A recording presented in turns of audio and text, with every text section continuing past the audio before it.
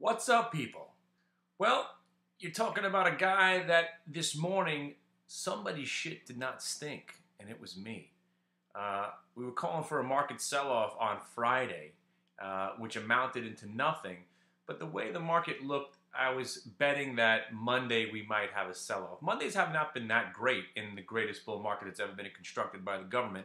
Mondays have been not that great. So I was looking if anything was going to happen. Maybe they were going to gap this market down on Friday. So I held some Qs over the weekend, and I had bought some puts for the first time in a long time. Normally I'm a seller of puts, so I have a bunch of sold naked puts out there. So I figured let me just hedge myself a little bit and then add some.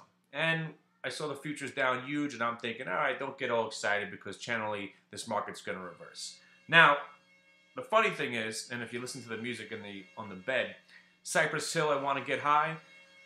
There's a country called Cyprus out there, okay? And we're supposed to care. Why? It's like Sri Lanka going out of business. Give me some other nation that we don't care about. Now they're scraping the bottom of the barrel, you see? Inflation, stagflation, no-flation, bagflation. What were the other flations? Hyperinflation, stagflation. Whatever. Remember it was deflations that were going to get us? Then interest rates were going up. Nuclear holocaust. Cuban Missile Crisis.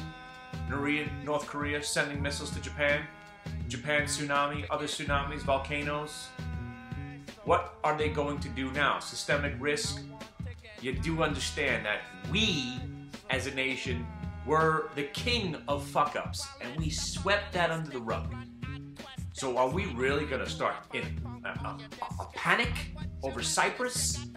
Cyprus? Come up with another one. Come on. So,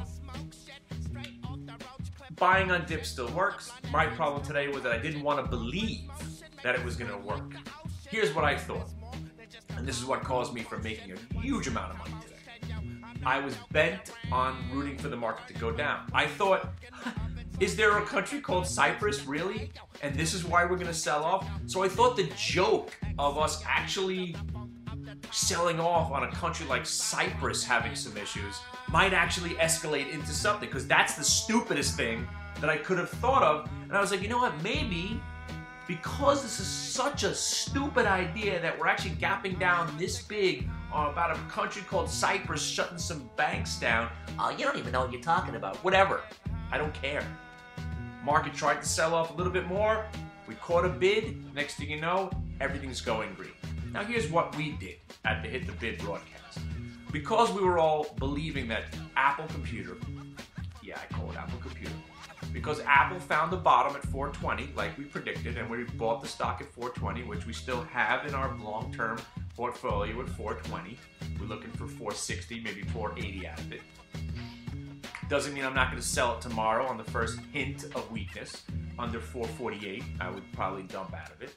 But because we're bought at 420, because Apple Computer now has taken the lead of the sector rotation, I don't know what I'm doing right now, but because Apple has taken the lead car away from Google and Priceline, the market was only going to sell off more today as if Apple participated on the sell-off. And we already knew Apple was done going down, so we were thinking this market could go up. And then you got the BlackBerry and the GMCRs and the 17 other trades that we liked that went green that all worked. Buying on dips is still the way to go, my friends. And now what we did today was we have a new line in the sand. If the Qs break 67.73, then I'll give you permission to start worrying about this market possibly selling off. So we're 70 cents away on the Qs, and I wouldn't be worried one bit. So, as long as we keep getting stocks that find bids and rally, stay in cash if you're nervous about the market, and then participate on a daily basis. Because what we had today was an extraordinary, extraordinary day. Every one of these trades, even if it was 8 cents, I say that's a winning trade. Like DMND, that went green. You know, it didn't really do too much. HLF was one of the ones that failed today. But you had the Racks and the Sun Power and, you know, FSLR, GMCR, Facebook. There was GMCR. Mellanox was another one that didn't really work out too well, but it never did actually go green. We were looking at Mellanox, and that one kind of failed. WLT was pretty good. US Steel was pretty good. So A&R was pretty good. We had plenty to choose from today. And the question was always, do you have the conviction? Do you have the chutzpah to get involved? And there's really no reason why you shouldn't be going full balls deep into this market as soon as the stocks start to catch bids. Until that stops working, and that one day when it works, if it starts to roll back over, you take some losses and you move on. And then you could get short. But again, all right. Anyway, let's see if this video worked, and I'll put it up, and we'll talk more tomorrow. Make sure you stop by the room, and if you haven't stopped by the room, make it a point of order.